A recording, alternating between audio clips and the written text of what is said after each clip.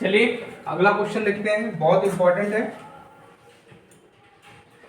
देखिए क्या कह रहा है कि यदि एक विद्युत मशीन यांत्रिक ऊर्जा को विद्युत ऊर्जा में परिवर्तित करती है तो इसे कहा जाता है। जनरेटर करेंगे, ट्रांसफार्मर करेंगे, डीसी मोटर करेंगे, एसी मोटर करेंगे। तो देखिए सबका मैं बता देता हूं। जो आपका जनरेटर होता है,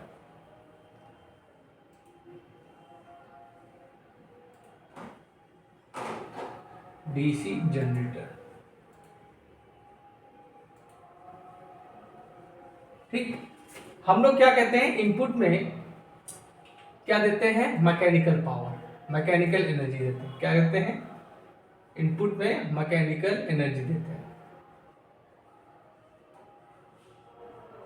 ठीक है। इनपुट में हम लोग मैकेनिकल एनर्जी देते हैं और आउटपुट में हमको इलेक्ट्रिकल एनर्जी मिलती है,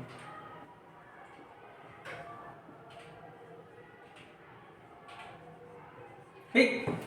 तो क्या कह रहा है, यांत्रिक ऊर्जा को विद्युत ऊर्जा में, तो मैकेनिकल एनर्जी को इलेक्ट्रिकल एनर्जी में कन्वर्ट कौन कर रहा है, डीसी जनरेटर। तो इसमें आंसर क्या हो जाएगा आपका, जनरेटर। आंख मूंद के आप जनरेटर पे लगा दीजिए, ठीक। अगला जो ट्रांसफार्मर होता है, सबका मैं बता देता हूं।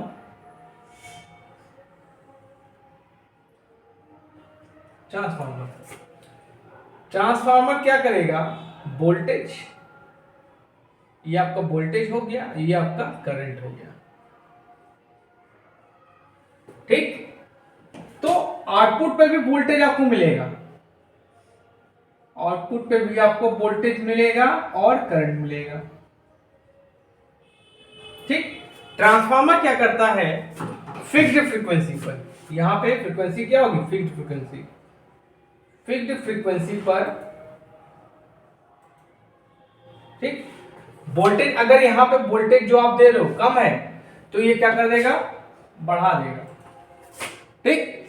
अगर वोल्टेज कम हो रहा है तो करंट आपकी क्या होगी, ज्यादा होगी, और यहां पे करंट कम कर देगा, ठीक है। अगर वोल्टेज आपका हाई है तो वोल्टेज को लो कर देगा, और उस कंडीशन में आपकी करंट क्या होगी, लो होगी, तो करंट को आपको बढ़ा देगा। मतलब ट्रांसफार्मर क्या करता है, फिक्स्ड फ्रीक्वेंसी पर वोल्टेज को घटाता बढ़ाता है, ठीक है। मोटर का क्या काम है, डीसी मोटर का,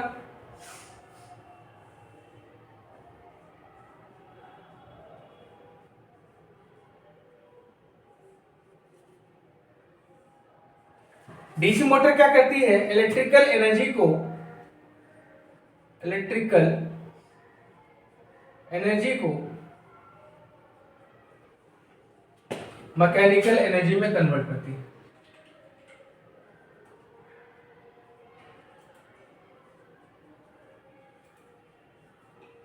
ठीक। नोट के लिए बहुत अच्छी चीज हमने आपको बताई।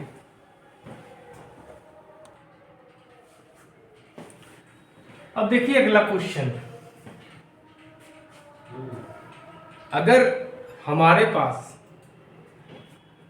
डिजिटल बोर्ड होता तो सब बच्चे पढ़ते हैं, लेकिन सर लिख के पढ़ाते हैं तो क्या करेंगे सर, तो क्या जरूरत देखने की। लेकिन ये नहीं देखते सर मेहनत कर रहे हैं, लॉ पढ़ें लेकिन पढ़ना नहीं है, चलो कोई बात नहीं।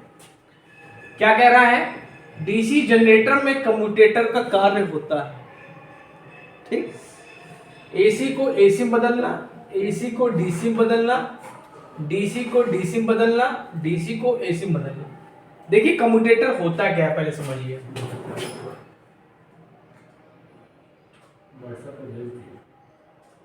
कम्यूटेटर, कम्यूटेटर को हिंदी बोलते हैं दिक् परिवर्तक,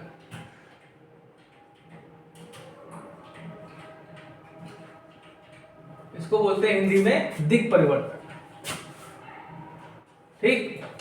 ये बना किसका होता है, हार्ड ड्रॉ कॉपर का बना होता है, हार्ड ड्रॉ कॉपर।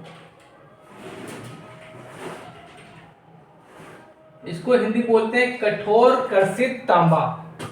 क्या बोलते हैं, कठोर कर्षित तांबा, ठीक। ओके। अच्छा, ये क्या होता है, आर्मेचर से कनेक्टेड होता है। क्या होता है, आर्मेचर से कनेक्टेड होता है सॉफ्ट पर, ठीक। अच्छा, इसको हम लोग बोलते हैं मैकेनिकल रेक्टिफायर। क्या बोलते हैं, मैकेनिकल रेक्टिफायर। इसका नाम क्या है, इसको हम लोग मैकेनिकल रेक्टिफायर भी कहते हैं। अब अगर डीसी मोटर की बात करें और डीसी जनरेटर की बात करें, दोनों समझ लीजिए कि दोनों में अलग अलग काम हो जाता है इसका। पहले हम डीसी जनरेटर की बात करें। डीसी जनरेटर में ये क्या करेगा, एसी को डीसी में कन्वर्ट करता है, एसी टू डीसी, एसी को डीसी में कन्वर्ट करता है। और डीसी मोटर में क्या करेगा, डीसी को एसी में कन्वर्ट करेगा, डीसी को एसी में कन्वर्ट करेगा। इससे कनेक्टेड होता है आपका कार्बन ब्रश। जो इससे कनेक्टेड क्या होता है, इससे कनेक्टेड होता है आपका ब्रश। ब्रश किसका बना होता है, देखिए ब्रश बना होता है आपका किससे, कार्बन से, ग्रेफाइट से, और कभी कभी कॉपर से बनता है। कॉपर का प्रयोग कहां करेंगे, जब करंट की वैल्यू बहुत ज्यादा हो, वहां पर हम लोग कॉपर का प्रयोग करते हैं। इसका काम क्या है, धारा, करंट को बाहरी सर्किट में पहुंचाना, करंट को बाहरी सर्किट को देना, बाहरी परिपथ को देना, ये काम होता है ब्रश का, ठीक। ब्रश से भी क्वेश्चन अभी पूछे जा सकते हैं, ठीक। और जो डीसी को डीसी में कन्वर्ट करता है, डीसी को चोपर, एक होता है आपका चोपर। चोपर क्या करता है, डीसी को डीसी में कन्वर्ट करता है, ठीक है, डीसी को डीसी में कन्वर्ट करता है, ठीक, नोट कर लीजिए।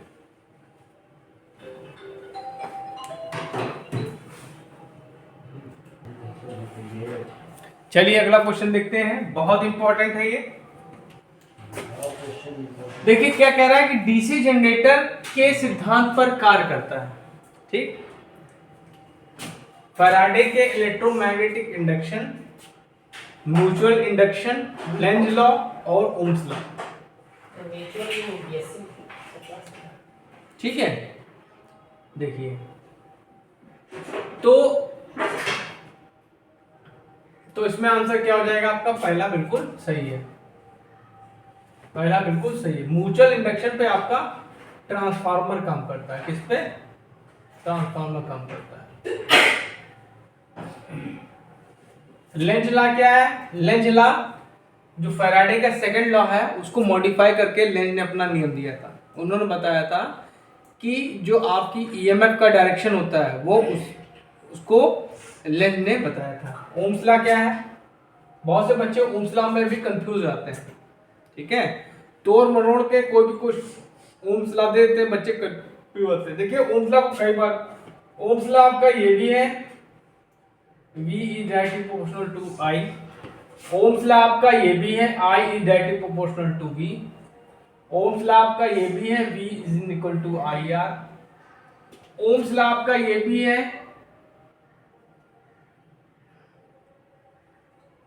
I equal to GV। Ohm's law आपका ये भी है, R equal to V by R, sorry V by I, ठीक। लेकिन स्टैंडर्ड जो आपका फॉर्म लॉ है ये आपका है, R is equal to V by I, ठीक। इसी फॉर्मूले को तोड़ मरोड़ कर सब अपना देते हैं, ठीक। ये जो है आपका I equal to GV, ये आपका, ये इसमें क्या है आपका रेजिस्टेंस है, और आपका रेजिस्टेंस है, V आपका वोल्टेज है या पोटेंशियल है, I आपकी करंट है। लेकिन यहां पे G है, G मतलब होता है कंडक्टेंस। क्या होता है, conductance. Conductance, conductance equal to होता है 1/r, 1/r मतलब 1 रेजिस्टेंस। ठीक, तो ये सभी आपके ओम्स लॉ है। ठीक है, आप लोग कंफ्यूज मत हुआ करिए। ठीक है, नोट कर लीजिए।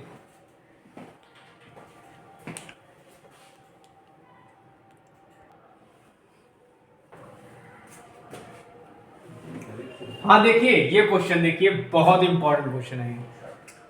डीसी जनरेटर के प्रकार हैं shunt generator, compound generator, series generator और सेपरेटली एक्साइटेड डीसी जनरेटर। ठीक है, ठीक, तो ऑप्शन ये सभी हैं। ठीक है, ये जितने भी जनरेटर लिखे सभी जो है डीसी जनरेटर के पार्ट हैं। शंट जनरेटर होता है, शंट जैसे ये आपकी क्या है, ये आपकी फील्ड हो गई, शंट फील्ड हो गई।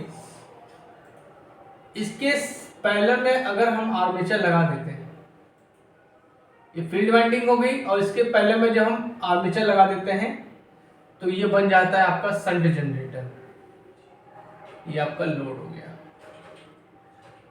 ठीक, प्लस माइनस ये आपका ईएमएफ हो गया, ईजी, ये आपका आर्मेचर रेजिस्टेंस हो गया, ये आपका ZL लोड हो गया, और ये इसका रेजिस्टेंस हो गया आपका RSH।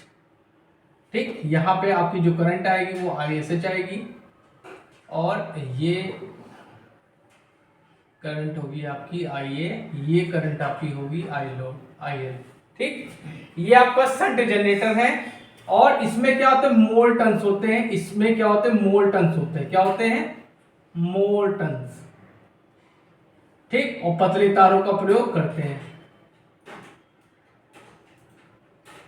ठीक, इसका प्रयोग कहां करते हैं, बैटरी चार्जिंग में। कहां पे, बैटरी चार्जिंग में। ठीक, इलेक्ट्रोप्लेटिंग में भी करते हैं।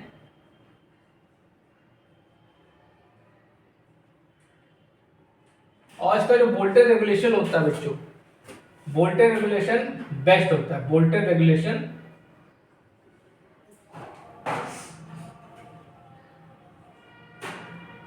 क्या होता है, बेस्ट होता है। ठीक, अब बच्चों जगह बची नहीं तो वोल्टेज रेगुलेशन भी हम यहां लिख देते हैं। वोल्टेज रेगुलेशन क्या होता है, VR equal to VNL minus V upon V। ठीक, ये आपका क्या हो गया, यहां पे लिख दीजिए आप V2। ठीक, ये हो गया वोल्टेज रेगुलेशन। ठीक, कंपाउंड भी होता है। कंपाउंड में दो होते हैं आपके। ठीक है, एक होता है शंट वाउंड, एक होता है सीरीज वाउंड। लॉन्ग शंट एक होता है और शॉर्ट शंट होता है। ठीक, सीरीज जनरेटर क्या होता है, जब फील्ड वाइंडिंग को हम आर्मेचर के सीरीज में लगा देते हैं तो वो सीरीज जनरेटर बन जाता है। ये देखिए, इसका यहां बनाते हैं, ये आपकी फील्ड वाइंडिंग होगी, और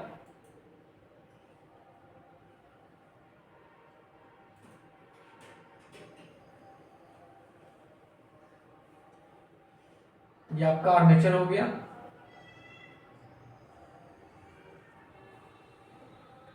और इसके सीरीज में हमने फील्ड वाइंडिंग लगाई, और ये आपका लोड हो गया। ठीक, प्लस माइनस इसका EMF EG RA, इसका रेजिस्टेंस RSC का रहेगा। ठीक, अच्छा, यहाँ पे आर्मेचर करंट, ये आपकी सीरीज करंट, और यही आपकी लोड करंट बन जाएगी। ठीक, अब देखिए सीरीज जनरेटर जो होता है इसका प्रयोग हम लोग बूस्टर के रूप में करते हैं। किसके रूप में, बूस्टर के रूप में इसका करते हैं।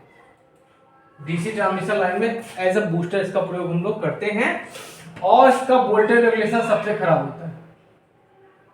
वोल्टेज रेगुलेशन सबसे खराब। ठीक, सेपरेटली एक्साइटेड जनरेटर वो होता है जिसकी फील्ड का एक्साइटेशन हम दूसरे सोर्स के द्वारा करते हैं। जैसे मान लीजिए ये आपकी फील्ड वाइंडिंग हो गई,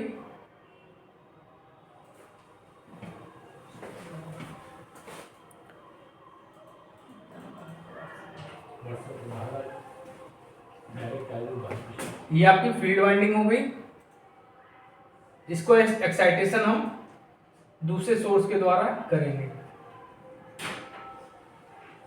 और ये आपका आर्मेचर हो गया। फिलहाल बच्चों अब इस जनरेटर का प्रयोग ज्यादा नहीं होता, क्योंकि ये आपका इसको एक्साइट करने के लिए हमको अलग से सोर्स चाहिए, जिसके कारण क्या होता है इसका बजट ज्यादा हो जाता है, इसलिए इसका प्रयोग नहीं होता, पहले होता था। ठीक है, तो नोट कर लीजिए सारे।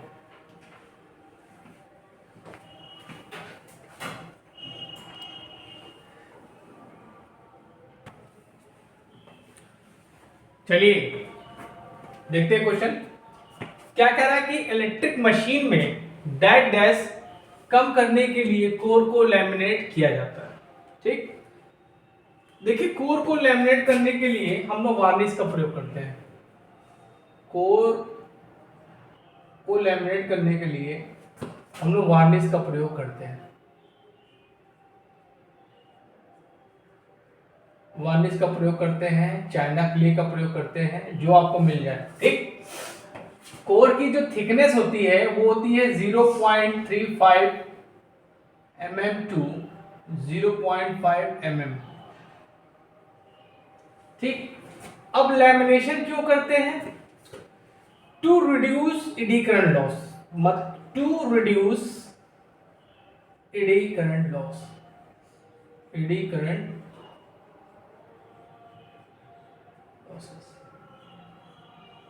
एडी करंट लॉसेस को कम करने के लिए हम लोग कोर को लैमिनेट करते हैं। ठीक, ओके। एडी करंट लॉसेस का फॉर्मूला क्या होता है मैंने कई वीडियो में बताया है, फिर से बता देता हूं। WE equal to KE B max square F square T square B। ठीक, एडी करंट लॉसेस क्या करती है? मेटल्स को गर्म करती है। ठीक है, मेटल्स को क्या करती है? गर्म करती है। ये क्या करती है? मेटल्स पे अपना एक जाल बना लेते हैं, जिससे क्या होती है? मेटल्स गर्म होती है। गर्म होगी तो समझ सकते हैं आप क्या हो सकता है। अच्छा, हिस्टोलिसिस लॉसेस को दूर करने के लिए हम लोग क्या करते हैं? हिस्टोलिसिस लॉसेस, ये भी क्वेश्चन पूछ सकता है आपसे। हिस्टोलिसिस लॉसेस,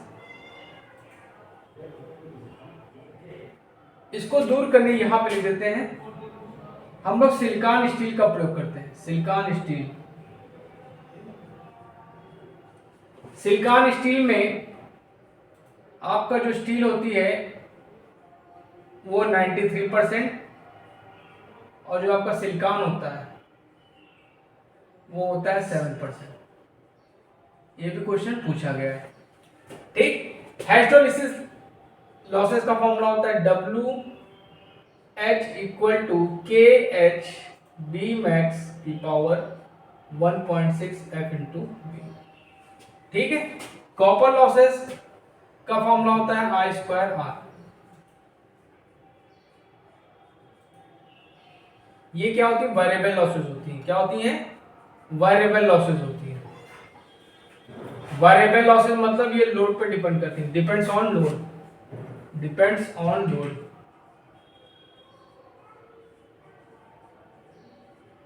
नो लोड पे इनकी वैल्यू क्या होगी? 0 होगी। ठीक है, नोट कर लीजिए।